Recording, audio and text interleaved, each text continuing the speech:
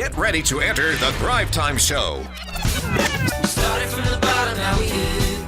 We started from the bottom and we'll show you how to get here. Started from the bottom, now we here. We started from the bottom, now we here. We started from the bottom, now we're on the top. Teaching you the systems to get what we got. Colton Dixon's on the hooks, I break down the books. Z's bringing some wisdom and the good looks. As the father of five, that's why I'm a dive. So if you see my wife and kids, please tell them hi. It's the CNC up on your radio. And now 3, 2, 1, here we go. We started from the bottom, now we here.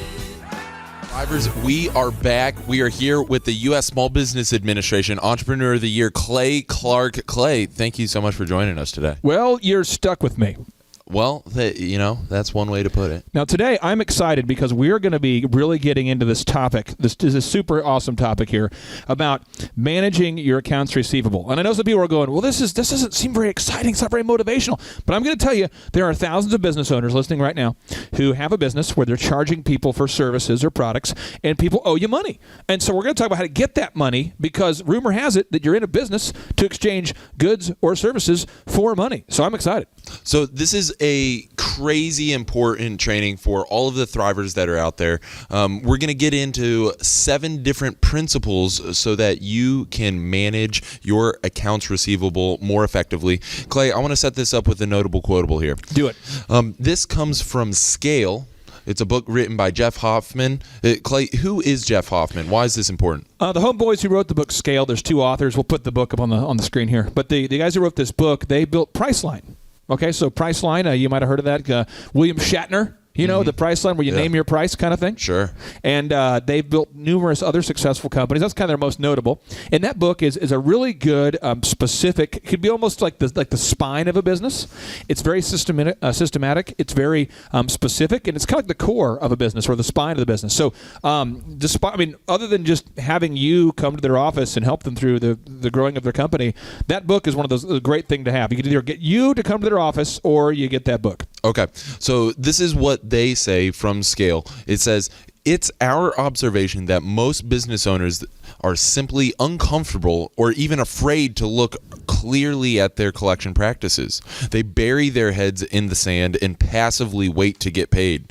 Many are even afraid of upsetting clients by asking for payment and push it off onto their bookkeeper or another poorly equipped member of their team. Clay, what is he saying here? I don't want to steal the thunder from other stuff we're going to get into, but I want to just make sure we're getting this. Most business owners, if you're watching this, probably not you. It's probably the guy next to you or something. But most people, I'd say at least 6 out of 10 business owners that I've consulted with over the years, struggle with this area. And what happens is that they kind of over time we start to say, well, I'll deal with it next month or next month or next month. And then pretty soon you realize we have a problem here. So we can't bury our head in the sand. So we got to learn the specific systems. And the good news is we're going to teach you specifically what to do. And if at any point you get stuck and you don't know how to do it, you can click the Ask the Mentor button and we'll help you that way. Or you can get yourself out to a workshop here and we can help you in face-to-face. So either way, we're here to help you. So we're going to get into the 7 principles here. And so I'm going to go over them real quick, and then we're going to dive into each individual one, okay? And I'm just going to keep adjusting my mic stand, because it's one of these days where you wake up. You ever had like a bad hair day? Yeah. I've had like a bad hair year. Oh. And this mic stand, I just want to keep adjusting it until I get it exactly where I want it. I kind of want to do mine now. Stop. Okay, back to you. All right. So the 7 principles. Principle number 1, you are not a bank. Principle number 2, collect that cash. Principle number 3, invoice early and invoice often. Principle number 4, don't delegate debt collection to passive people. Principle number 5, fastidiously determine who owes you. And principle number 6, don't let your accounts receivable become unbelievable. Bam. Principle number 7, collect fast or you're kicking your own. Hey there. Hey now. Okay. So, Clay, we're going to get into each of these 7 principles here. Do it, buddy. Principle number 1, you are not a bank. Okay, so Clay, Jeff Hoffman and David Finkel, they go on with another quotable here. I want to read it for you. The cost to most small business of not collecting money due to them are huge and only compound as the business grows. If a business is struggling with cash flow, one of the most common causes isn't a lack of sales, it's poor collections. Clay, poor collections, and why is he saying that most companies, they can at least sell, they can at least bring money in, but once they've brought the money in, they've got that commitment to bring money in, they're just not actually swiping the card. They're actually just, what's the deal? I'll give you an example. I was working with a doctor about 5 years ago, and the doctor, very successful doctor. People come from all over the world to see this guy. I mean, he's really, really good. And just so we know, this isn't like only a male problem. Years ago as well, I've worked with a female doctor, same problem. But what happened is that the sales kept going and going and going and going and going. And so he's thinking we're growing and we're growing and we're growing. So he buys this laser cannon. I call it the laser cannon. I'm sure it wasn't actually a laser cannon, but he buys a laser that allows him to perform even more procedures. So now he's doing more procedures because now he's a great doctor with these awesome tools. He's doing more. Then all of a sudden, we're out of money. What happened? We look into it, and I'm not kidding. I'm an outside consultant, so one of my first moves when I do to help a company is I go in there and I look who owes you. And I am not exaggerating. People owed the guy millions of dollars. Millions. And you go, millions? That's an exaggeration. No, it's not. And I've worked with plumbers and builders and basketball coaches and football coaches, and I've worked with strength trainers. I've worked with a lot of fitness stuff, worked with roofers, worked with fencing companies, photographers.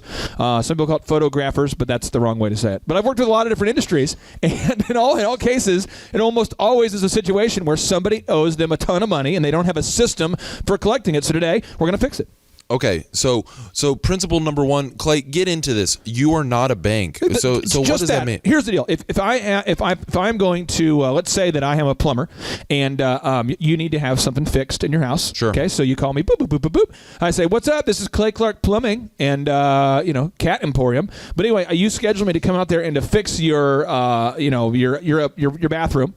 And you say, could you fix my shower? Could you fix this? Could you fix that? Could you fix the sink? Could you fix the toilet? So I fix everything. And then at the end, I go, okay, do you want to do debit card or credit card? And you go, well, can you give me an invoice?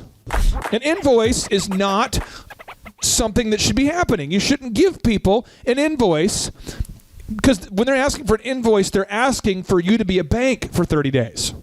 So you're going to give them the invoice, and then they're going to wait 30 days to pay you.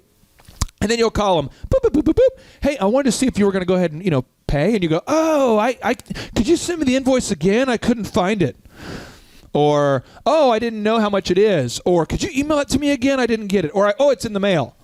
What you need to do if you're a plumber, listening to this right now, when you meet someone on the phone, you go, thank you for calling Clay Clark Plumbing. How can I help you? Yeah, Clay, I'm looking to fix my toilet. Yeah. You say, okay, cool. Here's how we do it. I'll come out to your house today. I'm going to give you an estimate of what it's going to cost, a quote, and then we charge half down to start on debit card or credit card, and then half down when we're done. And that's it. But you can't, think about if you were a taxi driver and you give people invoices. Would you ever get paid? No. So why are you doing it if you're a doctor? Why are you doing it if you're a drone pilot? Why are you doing it if you're a photographer? Why are you doing it if you're a ninja training school? Why are you giving people invoices? And I'm not kidding. What happens is then once you give people invoices, does that make you cough? Do you get emotional? Yeah, it's working me up here. Okay, well, anyway, what happens is you're giving people these invoices, and now you have to pay somebody on your team to follow up all the time. It's so stupid. If you're going to book me for a speaking event, I'm talking to you. You know who you are. And you're going to say, is there any way you could send me an invoice and then that way I'll pretend like I got it and then pretend like I didn't get it and then I'll see if I can mail you a check? No. If you want to book me, it's debit card or credit card. If you want to book our DJ service, debit card or credit card. If you want to book the plumbing companies I work with, if you want to work, just stop invoicing people. We have to do this. You're going, hey, man, wait a minute. I work with the government and I have to invoice them. Okay, then we're not talking to you, but we're talking to everybody else, okay? So 9 out of 10 people stop doing it. And somebody else is saying, well, I do work with the government and also with the private sector. Here's what I would say for you. Do whatever you can do to work with the private sector as much as possible unless you have long money and the ability to just finance. Because unless you're a finance company, stop financing. Stop doing it. So you say, what are specific ways for me not to be a bank but to offer banking services? One is you could set your clients up on automatic recurred billing where you can say, hey, Marshall, so you want to go ahead and reserve our services, and I realize you don't have the financing available to do it. Are you aware of our financing options? And you say, no, I'm not. And we can work with a company called like Synchrony. We'll put them on the screen. Synchrony, SYNCRONY. They used to be GE Money back in the day. But there's companies like that. There's a company called Care Credit. It's a medical company for medical credit, and you can set up those services for your clients. You can go, hey, you can apply today for Care Credit and see if you can qualify if you're a doctor. Or you could say, you can apply here. If you go to Guitar Center right now and you want to buy your kids something or buy yourself something, you can go there and apply for a credit card through Guitar Center. But guess what? Guitar Center's not the bank. Synchrony's the bank. Care Credit's the bank. GE Money is the bank. You can tell your clients they can pay on debit card or credit card. And guess who's the bank? The credit card company. But you do not want to become a bank. Stop doing it. Stop giving people invoices. I think that I feel like I've fully articulated that idea. So what most business owners need to do is they need to remember is it's great to have all these sales, but don't get into the business of financing all of your customers. And it's really going to probably wreak havoc on their cash flow. I mean, if you're a business owner and you're operating at X profit margin, yep, and you're having a portion of your customers just not pay you. Let's be specific. Okay. If you're going to get a small business loan, an SBA loan, okay, the banker's going to look at you and go, hey, Marshall, how much money do you make a month on your snow cone business or on your haircut business or on whatever? And if your profit margin is not about a 30% profit, most banks aren't going to lend you money. Yeah. So somebody listening to this is going, that's not true at all. I have a business that makes a 7%, a profit, and I don't need it. And I got a SBA loan. Well, it's probably because you have awesome credit and probably because you have some collateral. You put your house up on the line or something. But for most people, you got to have about a 30% profit. So to your point, if one customer doesn't pay you and you make a 30% profit, how many customers does that wipe out of profitability? You probably lost the profit on 3 customers. We got to move on to principle number 2 or my brain's going to explode. Principle number 2, collect that cash. Okay, Clay, so get into collect that cash for me. What are we really talking about here? What is important about this principle for all the Thrivers that are out there? Well, okay, so if somebody, for whatever reason, you invoiced somebody, or you're in a business where you have to invoice, and you find that you now have people that owe you some money, there are some super moves that I use, and they work, and I'm going to give those to you, and I think this will help you, okay? So super move number 1 is you want to make the call. Okay. Don't send them a letter. Stop doing that. Call them. Boop, boop, boop, boop, boop. I'm going to do it with you. Boop, boop, boop, boop. Hey, is this Marshall Morris? Yeah, this is Marshall. Hey, Marshall, how you doing, man? I'm doing well. It's Monday. Actually, that was a false statement because I know it's not, and we're here recording. But anyway, the point is, Okay. I have this little company that I have, set up, and I guess you had bought a cell phone in our store, and I just noticed that I didn't get your final payment this month, and I just wanted to go ahead and call you and see if you wanted to put that on a debit card or a credit card. Oh, so so are you going to send me something or? Yeah, well, it's actually past due, and so I just need to do a debit card or a credit card. We'll knock it out. Okay. Well, is that something I can do online? No, we just have it set up right now. I'll run online right now on the phone with you, and I'll send you a receipt in 2 minutes. Okay. Debit card, credit card. I guess probably my Visa. Okay. That's how you do it, and I do that all the time because no one's going to care more than you. Second move, if it deteriorates. So check out. This is what happens, okay? Boop, boop, boop, boop, boop. Hey, is this Marshall Morris? Yeah, this is Marshall. Hey, Marshall. I wanted to just call you real quick. Wanted to see if you want to do debit card or credit card. Oh, what? So I didn't get an invoice. Well, actually, we had sent the invoice to you, and I talked to you last month about debit card or credit card, and it looks like as though you didn't, send it in payment. And so I just wanted to call you one last time and ask if you want to do debit card or credit card. So how long do I have to pay this? Well, it's past due, and so we need to go ahead and collect that money right now, Ski. Okay. Now, let's pretend that you, for some reason, are defiant. So go ahead and just reject me. So you want to do debit card or credit card? Clay, I don't think I really want to pay this. Okay, boom, boom. Here we go. Thrivers, we have letters, a form letter we can put. Marshall, make sure you put it on the notes here. We're going to do it. We have a letter you can send people, and you need to send these people a letter. And the letter needs to be intense. So the letter is going to say something to the effect of you have an attorney that writes it on the attorney's letterhead. Sure. And it says, attention Marshall Morris, and it's very official looking. And it says, from accounts receivable, due to delinquent payment on yada yada, you'll be paying a finance charge or an interest fee or whatever your term is. You're going to pay a charge of X amount of dollars, and failure to pay will result in legal recourse. Us take legal action. We're gonna get involved legally. And most people don't want that letter, right? So I'll send a letter to you. Now, if I made the call and I sent the letter, then okay, this is the final move. Okay, you got to understand this. Okay, is it most people do want to pay you? Most people, you have to be nice about this. Most people, I find not everybody, but most, 9 out of 10 people, they really do want to pay. It's just we're not asking properly. If you call somebody and ask them debit card or credit card and you send them something, most people, not everybody, but most people will pay. So you need to make sure that you do those things. But I'm telling you, I've discovered that most business owners are mailing invoices all the time. Why are we doing that? If you're a hockey coach, if you're a basketball coach, if you're an orthodontist, why are you mailing stuff? Stop doing it. Just call people. Boop, boop, boop, boop, boop. Get the payment. Why? I'll tell you why we're not asking. Because most people are afraid. Most people have fear. You know what I'm saying? And so what happens is if you have a passive approach to accounting, you're going to, this is deep thought. If you have a passive approach to collecting money, you're going to have an immediate, very active financial panic. That's what's going to happen.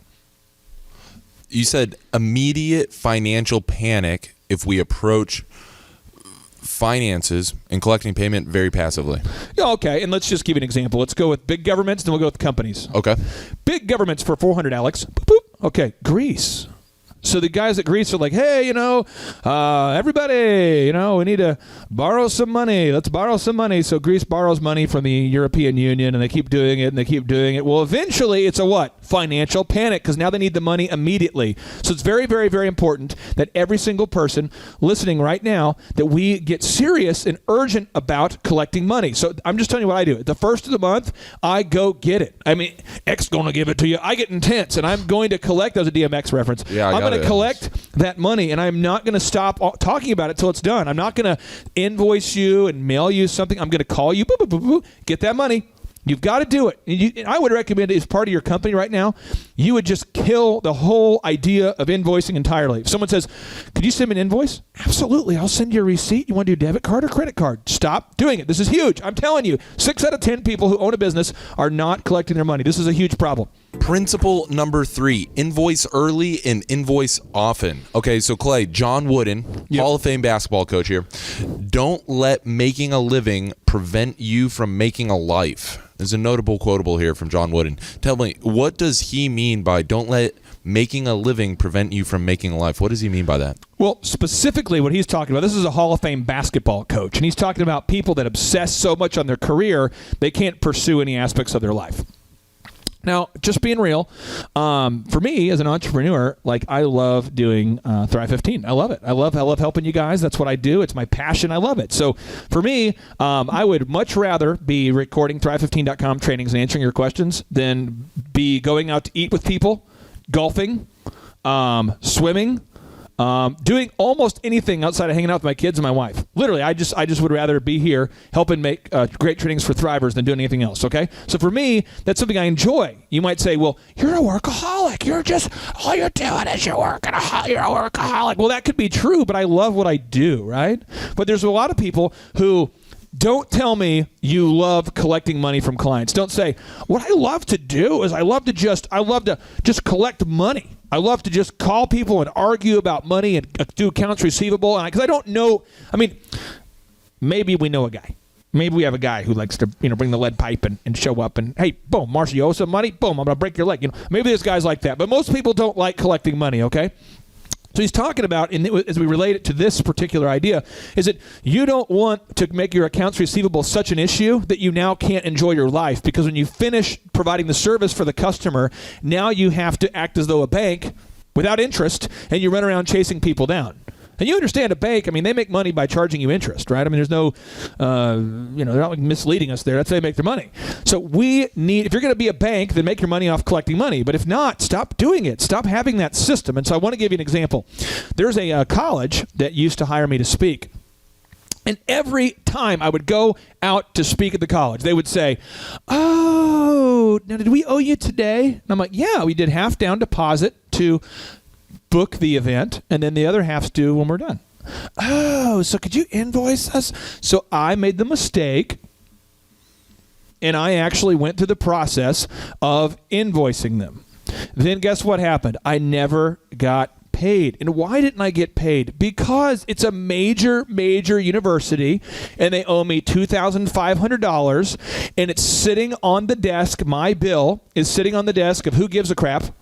And who gives a crap doesn't give a crap, and they are not going to pay the bill. And there's no consequence for them not to. And if I sue them, if I take legal action, I don't know any lawyer in the world who's going to help you collect money for less than $2,500. So you're not even going to get the money back. You know what I'm saying? So we just don't want to be in that situation. Another example, when I had a DJ company back in the day, there was a local high school, and I'm not going to mention the name of the high school. Here we go. You ready for the story, Marshall? You know who you are. Okay, so here we go. So what happened is the lady, she says, "Oh, I'm so sorry, we forgot to pay you." Well, I had, at that time, to my name, maybe $50. And I had to pay DJs, so the money would come in every week from the clients, and I would pay the DJs when the money came in. And so I realized I'm going to do this major event for the school, and they're literally not going to pay me tonight. And I won't have any money to pay my team. I'm not advocating this, but I'm telling you, this is how stressful this can get for you. So the lady's like, "I'm sorry, I just don't have the money. I just forgot the check. I just forgot it." And this was like every time I worked with them, they would say this. But this time in particular, we had so many proms out, I literally didn't have the money to make payroll if I couldn't pay people. So I was like, "I'm going to take all of your, you know how basketball teams have chairs they sit on? All the you played basketball. Yeah. All the players, you sit on chairs with the team's name on it. Sure. So I literally was like, I'm going to go ahead and take all the chairs." She goes, "Are you stealing the chairs?" I said, No, I'm just going to take all of the chairs as collateral for your basketball team, because I know you guys have a game tomorrow, and I'm just going to take all of your chairs. She's like, "You can't." I'm like, "Well, I'm kind of going to."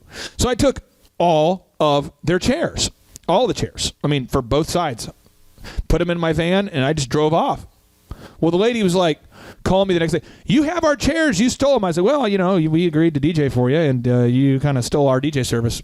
So the way I look at it is, why don't you bring me a check, and I'll bring you the chairs." And that's literally how I got paid. That was the only recourse I had.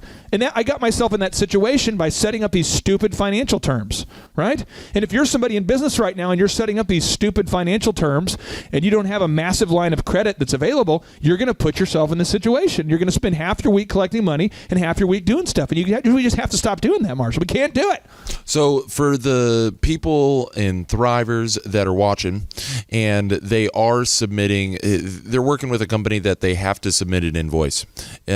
For this principle, what is the invoicing best practice? What do they have to do if I'm they just can't telling get you around it? Specifically, when you're working with a company and you are a client and they call you and say, how much is it going to be for you to be, if you're a home builder, how much is it going to be for you to install the pool, to build the house, to deliver the photography, to coach my kids in basketball, whatever the service is. Tell your customer upfront your payment terms and say, "Hey, we require an X% deposit to reserve the service or product and X amount when we're done." I mean, if you sell a product, I go buy stuff all the time at the store, the grocery store. I go buy salad. I go buy lettuce. I buy whatever. I go there. I'm not getting, the lady's not going, "Hey, do you want to go ahead and pay today? A debit card or credit card?" I go, "Oh, could you invoice me for this lettuce? I just wanted to get an invoice." I mean, stop it. Like, just we have to move past it. And we'll put up the stat on the screen here, but well over 60% of the businesses in the country, the employers, are small businesses. And so if you're a small business owner, this can kill you. Stop extending credit. And even think hard about, do you even need that customer? I would argue it's even better. There's one home builder I worked with back in the day, and he did like home remodeling. And we just literally stopped working with anybody who wanted to invoice ever, period. It was just like, you do debit card or credit card to start, half down. You do debit card or credit card to finish, half down at the end. Once we deliver service, there's no credit. There's no invoicing. There's none of that. And it helped his business. And he turned down a lot of stupid. If a client can't afford to pay half down for their deck and they don't have outside credit with a bank, why are they working with you? You're not a bank. If you're a bank watching this, then just argue back. But if you're not a bank, quit being a bank. Principle number 4, don't delegate debt collection to passive people. Break this down for me. I want to reference George Michael. Okay. And so George Michael, he's one of my favorite musicians. His voice is just awesome. Seriously, that guy can sing. And so George Michael, though, if you go on YouTube right now and you watch George Michael Symphony or George Michael Orchestra live in London, it's an unbelievable performance, George Michael. And you wouldn't want to hire me to replace George Michael. You know what I mean? Like, you wouldn't want to get the symphony and get all the people there and get everyone organized and then go, hey, and, we have he couldn't be here tonight, so Marshall and Clay are going to do it instead. Because we're not as good as George Michael, right? I mean, we don't have any musical talent here, So you wouldn't want to delegate to somebody who shouldn't, you wouldn't want to delegate to not to anyone other than George Michael for George Michael's concert. You feeling me? Yeah, I'm with you. So when you're doing collecting money, if you do have to collect money, don't delegate it to a passive person. Okay. Delegate it to somebody who's intense. I'm being real. I mean, there's people who are so passive. There's people watching this right now, and you know who you are, and you won't even ask somebody. You won't even say, excuse me. Someone could walk right in front of you, and you wouldn't even say, oh, excuse me.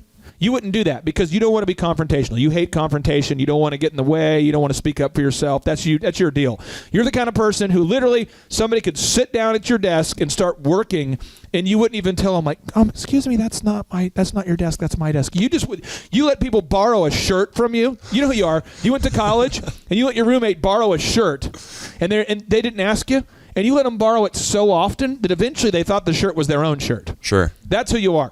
And if you're someone like that, you don't want to be doing collecting because you will literally end up in poverty. And so what happens, these business owners, they have people that that are on the wrong seat on the bus, so to speak, and they're doing the wrong task. And so you have an accountant or a bookkeeper or someone who's passive, who's in charge of debt collecting. If you're going to have debt collecting, if you're going to have to do it, have like a salesperson do it. I mean, get somebody who's aggressive.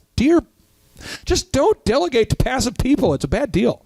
So Jim Collins, he's the author of Good to Great. The book is awesome. Best-selling book. Good to Great, Built to Last, Great by Choice. A number of these different business books. It's awesome. Did he write that book called Dating Tips for Marshall Morris too? I don't. It might be something. Kind of a timeless classic. Yeah, it's timeless. Yeah. Apparently the guy who wrote it for never read it. Sorry. Ouch. Sorry. Yeah. He writes this notable quotable: leaders of companies that go from good to great start not with where, but with who. They start by getting the right people on the bus, the wrong people off the bus, and the right people in the right seats. So what he's saying is that you need to start with the people that are in your company. Clay, break it down for all the Thrivers that are watching. Why is this important? Sorry, I was just breaking it down there. Kind of. Okay. Break it down. Anyway, here's the deal. We had a wonderful lady come to our office this week named Pooja. Pooja, I hope you're watching. I hope you're watching this episode. But Pooja is from India, I believe, right? From India? Yeah. Super talented, right? Sharp. I don't know if she'll be the right fit or if she wants to work with us, but why did I say we need someone like that? We needed somebody sharp because they are people of high integrity. High integrity. The capacity to learn. The growth mindset, and then somebody that had the same mission, the same vision for the company. That's it. I don't even care if she knows how to do the specific coding I need yet. If you went to school at Carnegie Mellon and you're studying coding or computer science and you kind of know what you're doing enough to get to a 4.0 or a high 3 point whatever, and you moved here from India and you've adopted the language and the culture and you've learned, I'm pretty positive you could handle coding.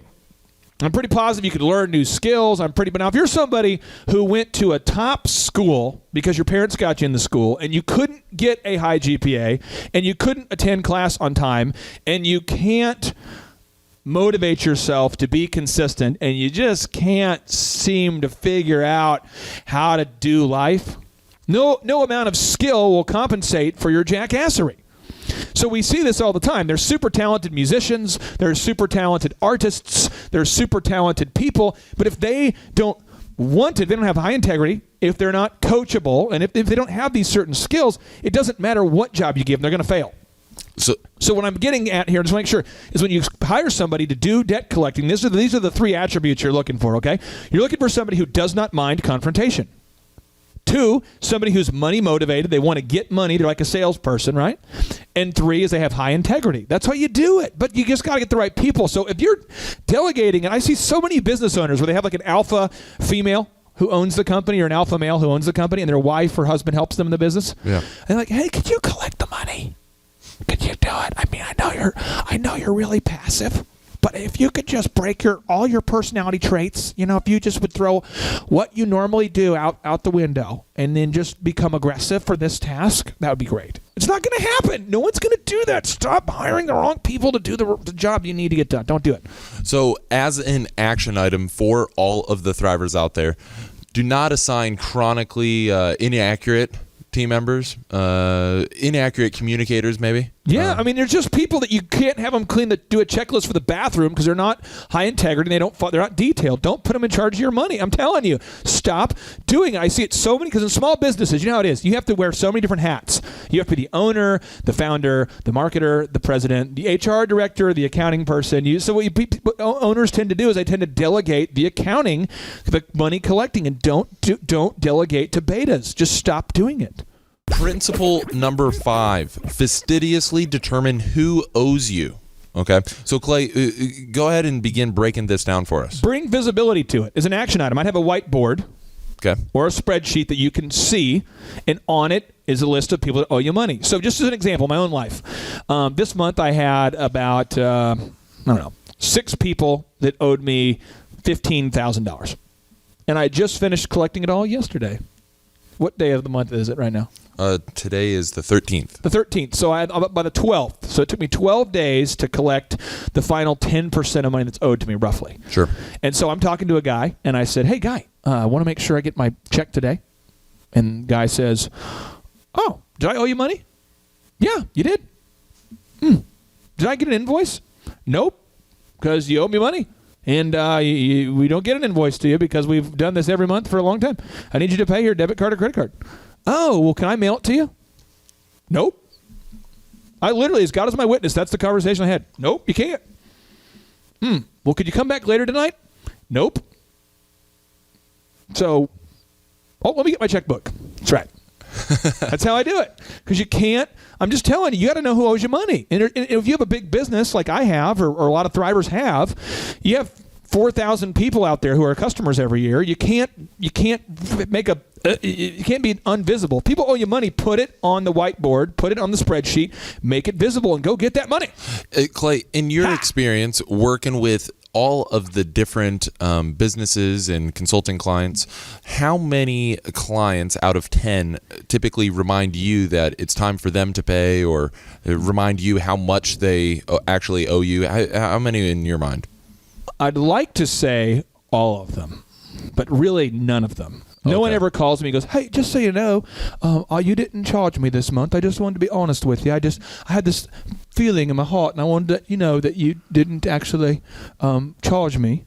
Furthermore, if clients, like if they say that you screwed up and the card doesn't go through, or they won't call you either and say, hey, I just wanted you to know that my credit card did not go through, and I did not get the check into you on time, and I wanted to just let you know. And for some reason, I think that European people sound honest. Yeah. I don't know what that is. I think that they seem smarter. We have a lot of European Thrivers. Sure. I'm not sure what that is. When I talk to you guys, I just feel like you're super trustworthy. So that's kind of my trustworthy voice I do. But it's just that no one ever does that. So you've got to understand, usually people are like, oh, I didn't. Again, if you're like a Bostonian, I love Boston, so just calm down. That's why I got my Tom Brady stuff here. But if people typically, they'll go back, well, I had no idea. I had no idea I was owed any money. I didn't know I owed you money. I mean, are you sure my card, it got declined? I mean, come on. Boom. No, it didn't happen. No. Well, I didn't. I definitely paid you. And you go, no, you did not pay. No, I did. I mean, it's on my check register. Boom, it's right there. Boom, Okay, so fastidiously determine who owes you. You have to have either a spreadsheet. So as an action item, set up the spreadsheet, set up the whiteboard, the document, the whiteboard of who's paying you on a monthly basis. Set up a hologram that follows you around. Set up a team of ninjas, and on each ninja you paint 10,000 or however much they owe you. Just paint it on their bodies. I mean, put it on your mirror. Get a tattoo of it, but get it. Get the money in. You got to bring visibility to it. When you can't see, it's hard to manage. You got to see it before you can manage it. Deep thought. Principle number 6. Don't let your accounts receivable become unbelievable. Okay, Clay, let's get into it. Don't let it become unbelievable. Well, what do you mean? Okay, here's an example. You have an energy drink on your desk. Okay. And I don't have an energy drink right now because this month I'm out. So what I do sometimes is I'll just keep taking it. So I think I've taken like 14 scoops this month. So I'm going to buy you your very own, at the end of this month, it'll be like a nice little gift. So you're going to actually probably get more than I've taken. But I've taken a lot. And if we eventually don't have an accountability meeting where I have to give that to you, eventually it will become unbelievable. Like, dude, you have been mooching my energy drinks for like 7 years, and now you owe me like $4,000 of energy supplementation. You know what I mean? Another example, just to kind of, I want to keep them real, keep them pretty simple. There's a lot of small businesses right now. I can picture a deli. Okay, here we go. A deli. Going to a different time and place. Do you have any deli music? Do you have any music for delis, like kind of a story deli, kind of, I just want to go there. Okay, nice. So there was this deli in an office building I used to be in, and this lady, her name was, I think her name was Shelly. It could have been Susie, but I think it was Shelly. Shelly, maybe Sally? I think it was Shelly. And Shelly used to say, true story, hey, Sir Clay, do you have a credit card or debit card? And I remember one time I said, no, I don't. Let me go to my car. And she goes, no, don't worry about it. I'll just make a tab. So I guess a tab is like a tabulation of how much money people owe her. Well, the guy behind me is like, hey, I don't have enough cash. Can I go ahead and get a coffee? And she's like, oh, sure. Well, I am not exaggerating. This office building of like 400 or 500 people, eventually, and I'm not kidding, I had to talk to her one day, and she was totally like super stressed out. I go, what's going on? She goes, I'm owed like $10,000 right now. And I'm like, really? She goes, yeah, I just got my credit card bill from all the stuff I've been buying in Sam's, and the good news is that the sales are just rocking. People are buying tons of stuff. I go, what do you mean? She goes, but they're not paying me. So now, I'm not even kidding. She had to go up and down the elevators all day collecting people going, hey, you owe me $2. You owe me $2.26. Was that at 6 or at 5? I think you owe me $2.25. And she's running, and people are going, no, I paid you. And it got unbelievable. And that is a bad story, but that story is happening all across America right now. You talk about Bernie Sanders, and you talk about Donald Trump, and you talk about Hillary Clinton, and you talk about making change and changing the world and fix the economy. I'll tell you this, if we would just collect the money people owe us, the economy would improve a lot. You know what I'm saying? Yeah, so you just get on the same page with the people that you're doing business with. It's not going to be a long-term financing option. You don't let the mountain of accounts receivable get to an unbearable point before you go and collect it. And there's always this stupidness. This is how the human race works. This is why I'm like really, really good in business, but the human race thing, sometimes I just don't understand it. But this is the thing. The human race, this is the moves, and I would like for you to make sure that we put these on record here, okay? Okay. The human race has 3 moves they do when they owe money to people. Okay. One is they fake an illness of a relative. Mm-hmm. Like some sort of, like, they usually use the word cancer is usually the answer.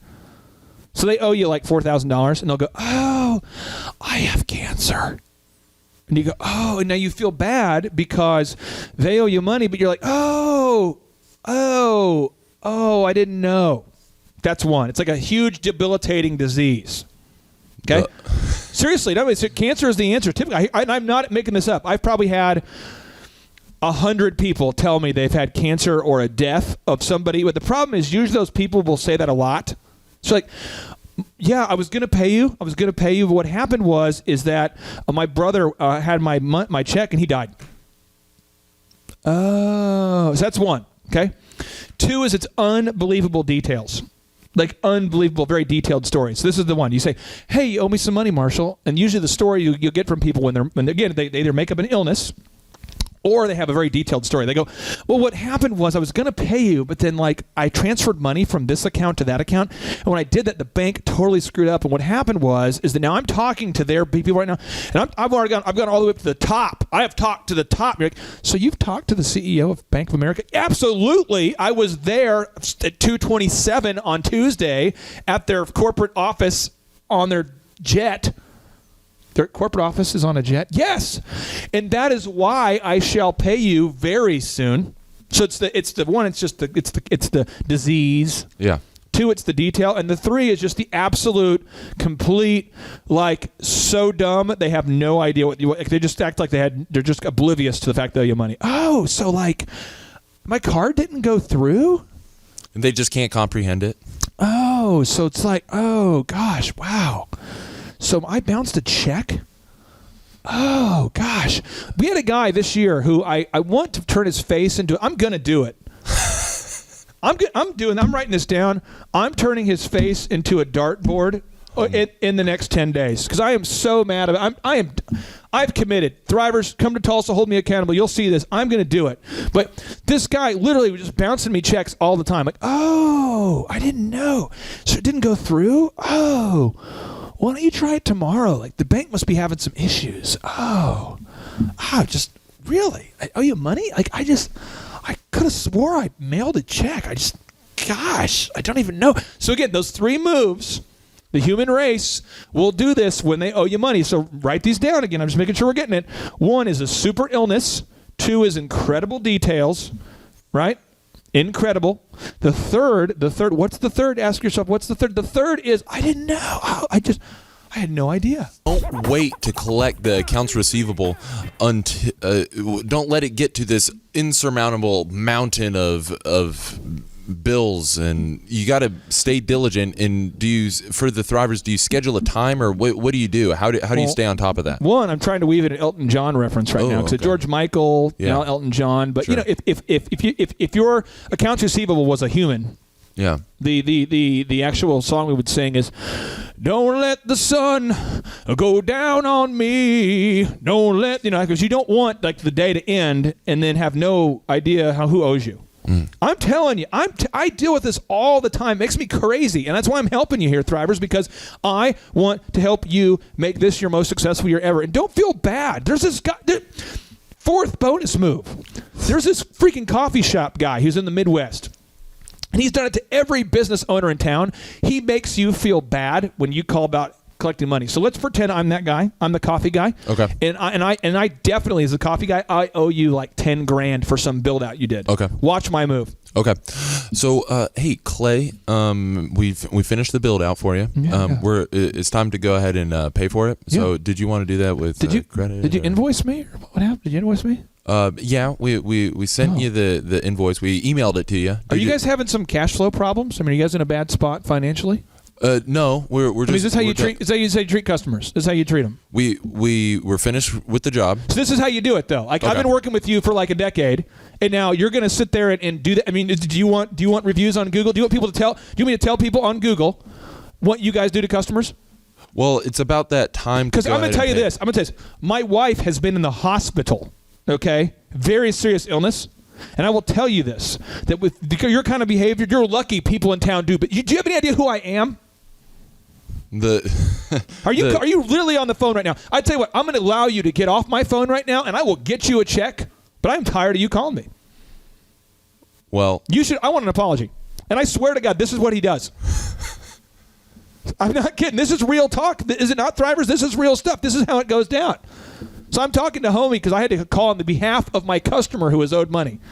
So I call him, boop, boop, boop, boop, boop. Hey, and I'll just pretend the guy's name is Marshall. Hey, is this Marshall? Yeah, this is Marshall. Rumor has it you've been kind of hostile to our staff about money that's owed. So let's talk about it. You are 30 days late, and I'm not interested in hearing your story. Even if your wife has cancer or just died, I'm still going to collect payment, or I'm going to send a letter to you from our attorney, and then I'm going to come prosecute the heck out of you. Okay? So let's go ahead and square up today. Okay. Boom. That's how I'd shut it down. Boom. That's a nuclear option, but that's real talk. That's a little 4th bonus move. It's where the person makes you feel bad for asking. Stupid. Okay.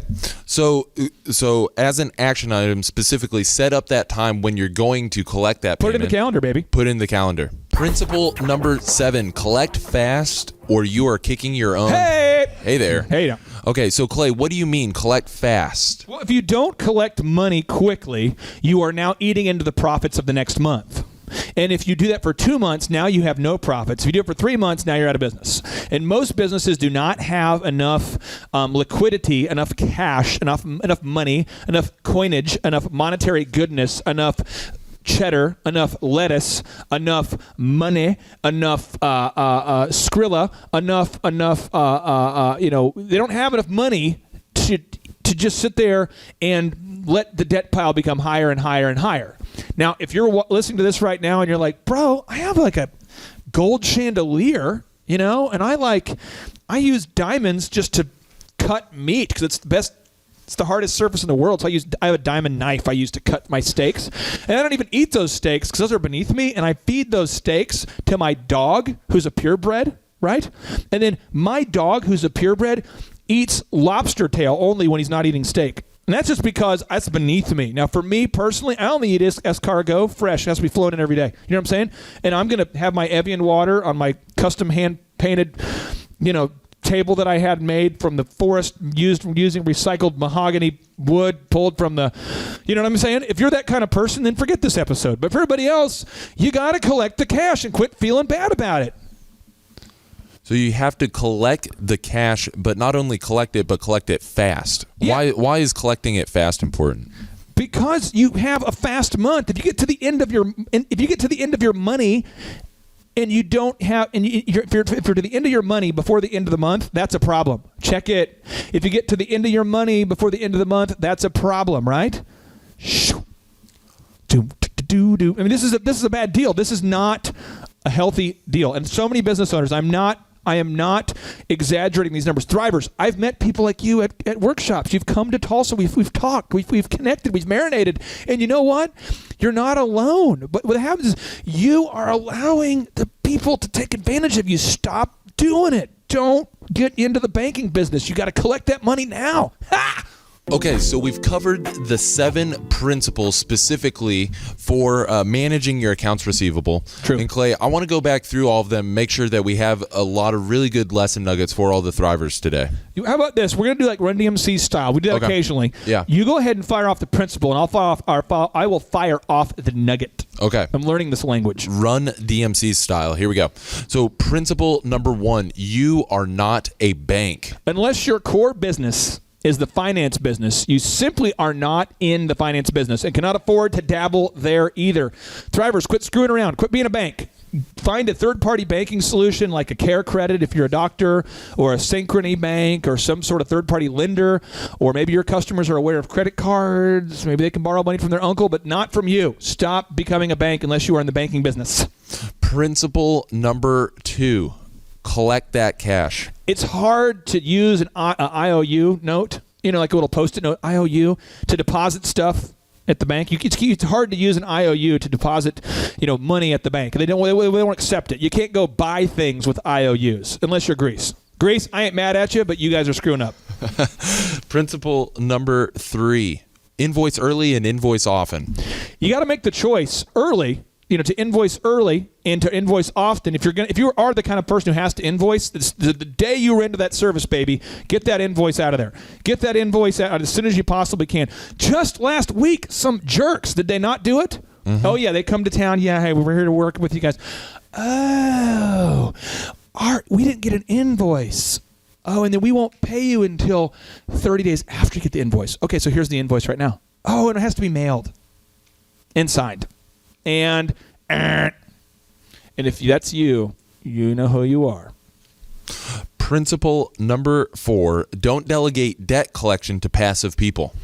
Yeah, I mean, this is just huge. I want to make sure we're getting this. Your linebacker and kicker probably should not switch positions if you want to win a football game, okay? You don't want, look, it's our really great former soccer player, but not good enough to play pro soccer, who's now a kicker. Let's have him play linebacker this game and see what happens. No, don't do it. You just get the right people on the right seat of the right bus. Principle number 5, fastidiously determine who owes you. Well, this is a funny little nugget here before you, but it's important. Dancing in the dark may be fun, but collecting in the dark is a lot like playing spin the bottle when Jabba the Hutt is in the room. What am I talking about? What I'm talking about is that you have to know who owes you money. You got to know who does it. Otherwise, you're going to have a very unpleasant surprise. Principle number 6, don't let your accounts receivable become unbelievable. You cannot manage what you cannot measure, okay? You have to measure what you treasure. You got to measure what you treasure and keep your accounts receivable under control. You've got to measure what you treasure and keep your accounts receivable under control. And principle number 7, collect fast or you're kicking your own. Now here's a lesson nugget. Don't extend payment terms to every charity case or client, or you're going to end up robbing Peter to pay Paul. Don't do it. I see it all the time. I see good people reduced to chronic check bouncers because they're extending credit to customers. And if you extend credit to customers that you can't do, now you have to do what? Bounce your payroll checks, can't take care of what you promised to do. So you're just creating a problem. You've got to stop the line. And if people get upset about it, it's their issue. It's not yours. So, Clay, thank you so much for diving into all of these accounts receivable principles here. Yeah. I really do think that this is one of the most important trainings for the Thrivers here and help get them on the right track for their accounting. I just want to share this. We had a Thriver I talked to yesterday, and neat guy. He knows about Thrive because his pastor at his church told him about Thrive. And the pastor knows about it because his friend knows about it. And I would just ask all the Thrivers listening right now, tell your friends, if you have a friend who needs to know this, share it with them. And remember, the workshops are included in your $19.99 a month. So get out here, come to a workshop if you need help. We're here to help you. That's what we do. Okay, there's no upsell, no scam going on. We're excited to help you guys, and we just want to thank you so much. And so we can collect all that cash as soon as possible. Thrivers, we will see you next time. George Michael. The number of new customers that we've had is up 411% over last year. We are Jared and Jennifer Johnson. We own Platinum Pest and Lawn and are located in Owasso, Oklahoma. And we have been working with Thrive for business coaching for almost a year now. Yeah. So what we want to do is we want to share some wins with you guys that we've had by working with Thrive. First of all, we're on the top page of Google now. Okay. I just want to let you know what type of accomplishment this is. Our competition, Orkin, Terminex, they're both $1.3 billion companies. They both have 2,000 to 3,000 pages of content attached to their website. So to basically go from virtually non-existent on Google to up on the top page is really saying something. But that's come by being diligent to the systems that Thrive has, by being consistent and diligent on doing podcasts and staying on top of those podcasts to really help with getting up on with their listing and ranking there with Google. And also we've been trying to get Google reviews, asking our customers for reviews. And now we're the highest rated and most reviewed pest and lawn company in the Tulsa area. And that's really helped with our conversion rate. And the number of new customers that we've had is up 411% over last year. Wait, say that again. How much are we up? 411%. Okay, so 411% we're up with our new customers. Amazing. Right. So not only do we have more customers calling in, we're able to close those deals at a much higher rate than we were before. Right now, our closing rate is about 85%, and that's largely due to, first of all, like our Google reviews that we've gotten people really see that our customers are happy, but also we have a script that we follow. And so when customers call in, they get all the information that they need. That script has been refined time and time again. It wasn't a one and done deal. It was a system that we followed with Thrive in the refining process, and that has obviously the 411% shows that system works. Yeah. So here's a big one for you. So last week alone, our booking percentage was 91%. We actually booked more deals, more new customers last year than we did the first 5 months. Or I'm sorry, we booked more deals last week than we did the first 5 months of last year from before we worked with Thrive. So again, we booked more deals last week than the first 5 months of last year. And it's incredible. But the reason why we have that success is by implementing the systems that Thrive has taught us and helped us out with. Some of those systems that we've implemented are group interviews. That way we've really been able to come up with a really great team. We've created and implemented checklists. That way everything gets done and it gets done right. It creates accountability. We're able to make sure that everything gets done properly, both out in the field and also in our office. And also doing the podcast, like Jared had mentioned, that has really, really contributed to our success. But that, like I said, the diligence and consistency in doing those and that system has really, really been a big blessing in our lives. And also, it's really shown that we've gotten the success from following those systems. Yeah. So before working with Thrive, we were basically stuck. Really no new growth with our business. And we were in a rut and we didn't know. The last 3 years, our customer base had pretty much stayed the same. We weren't shrinking, but we weren't really growing either. Yeah, and so we didn't really know where to go, what to do, how to get out of this rut that we're in. But Thrive helped us with that. They implemented those systems. They taught us those systems. They taught us the knowledge that we needed in order to succeed. Now it's been a grind. Absolutely, it's been a grind this last year. But we're getting those fruits from that hard work and the diligent effort that we're able to put into it. So again, we were in a rut. Thrive helped us get out of that rut. And if you're thinking about working with Thrive, quit thinking about it and just do it. Do the action, and you'll get the results. It will take hard work and discipline, But that's what it's going to take in order to really succeed. So we just want to give a big shout out to Thrive, a big thank you out there to Thrive. We wouldn't be where we're at now without their help.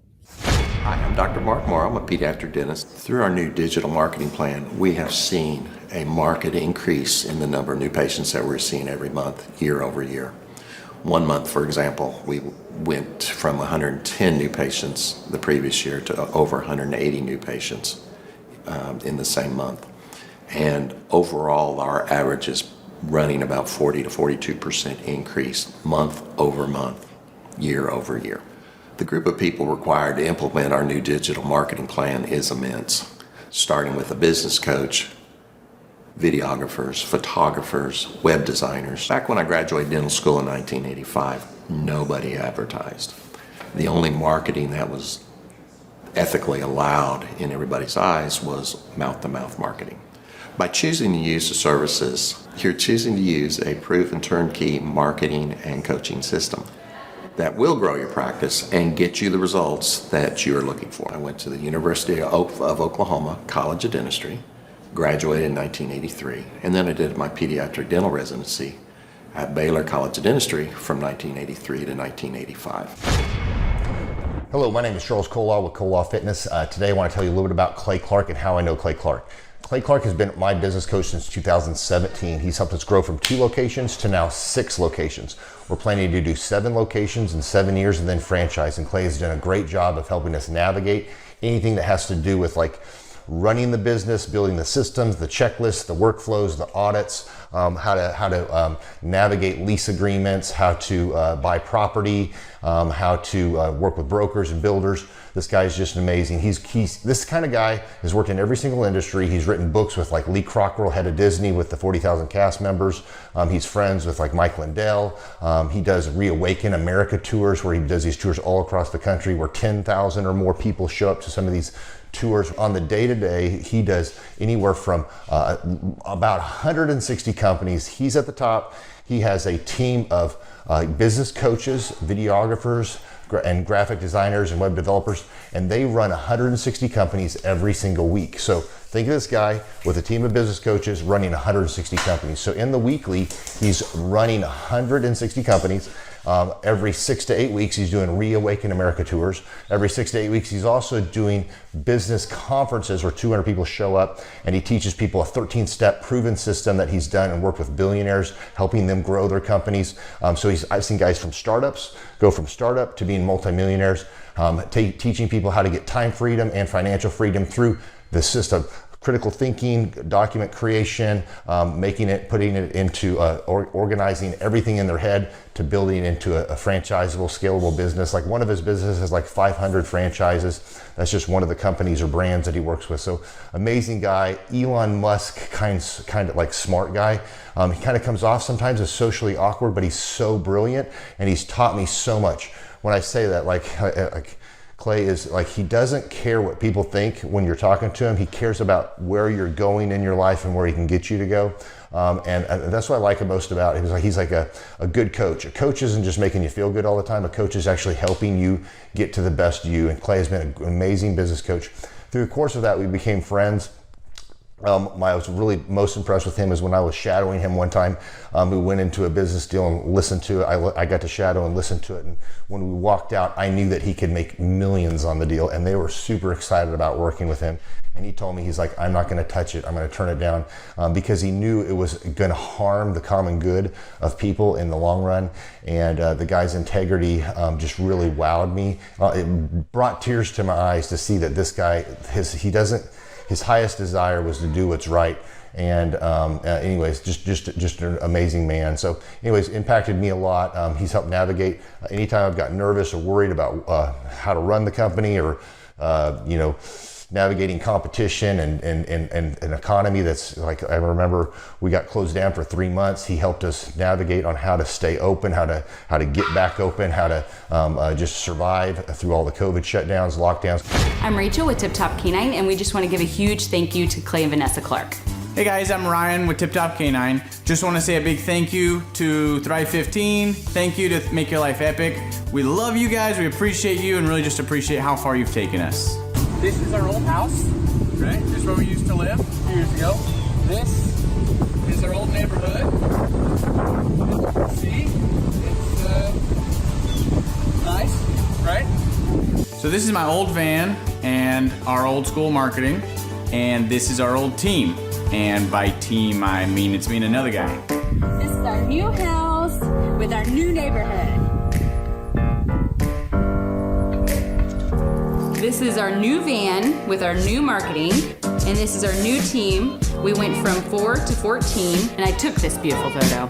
We worked with several different business coaches in the past, and they were all about helping Ryan sell better and just teaching sales, which is awesome, but Ryan is a really great salesman. So we didn't need that. We needed somebody to help us get everything that was in his head out into systems, into manuals and scripts, and actually build a team. So now that we have systems in place, we've gone from 1 to 10 locations in only a year.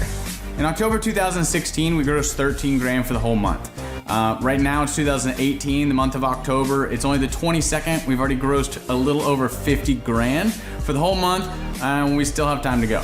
We're just thankful for you, thankful for Thrive and your mentorship, and we're really thankful that you guys have helped us to grow a business that we run now instead of the business running us. Just thank you times 1,000.